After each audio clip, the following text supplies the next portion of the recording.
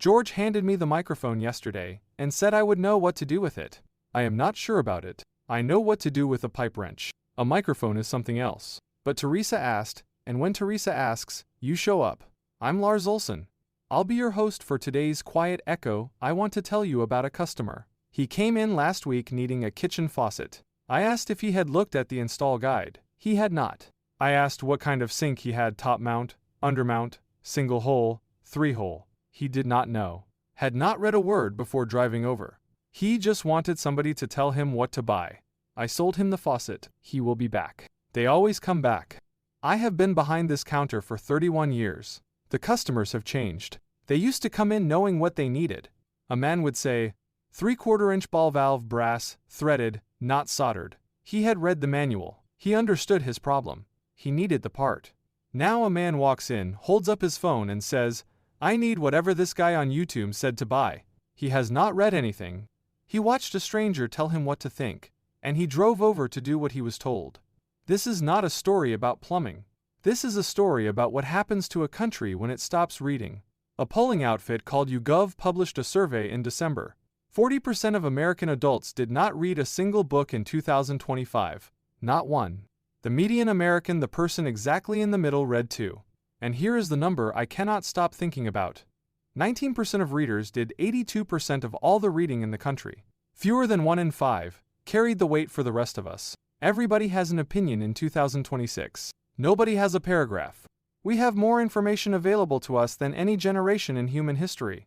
We read less of it than our grandparents did with a library card and a 40-watt bulb.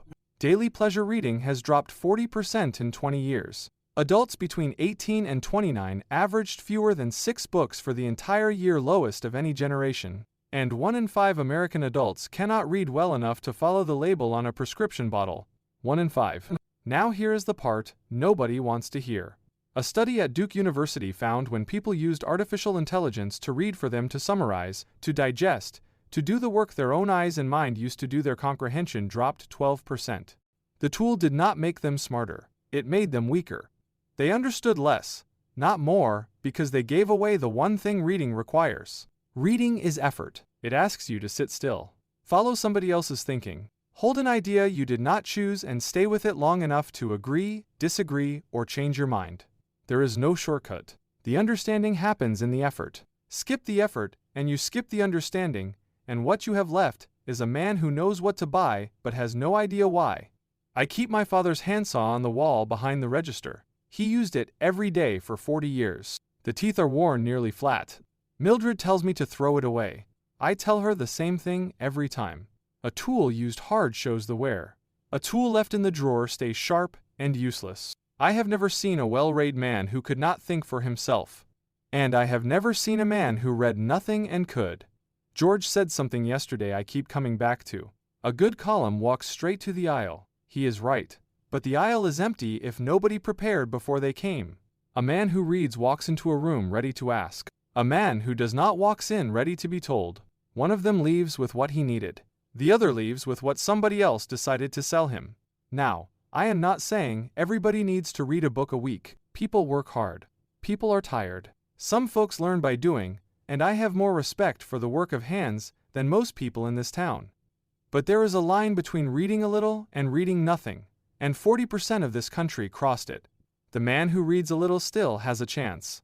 The man who reads nothing has handed his thinking to whoever talks loudest, posts fastest, or pays the most to reach his screen. Mildred reads every night, 50 years. She says, it is how she keeps her mind her own. I used to smile at it. Now, I think she has been running the quietest resistance in Cedar Valley, and nobody noticed. You used to read. I know you did.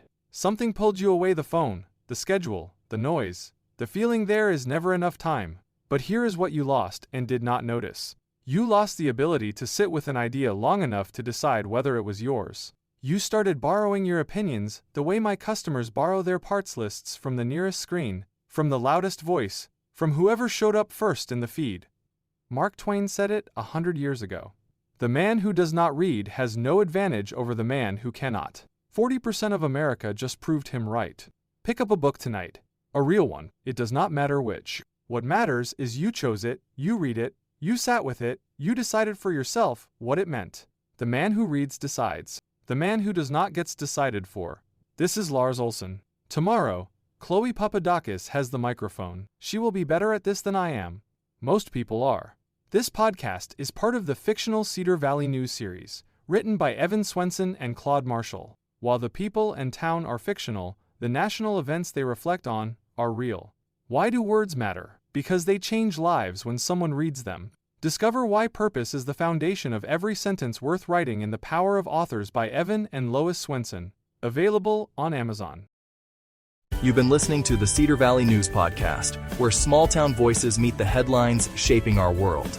From faith and family to front porches and fields. We'll be back with more stories connecting real lives to real events. Until next time, keep your porch light on, your faith strong, and your heart open.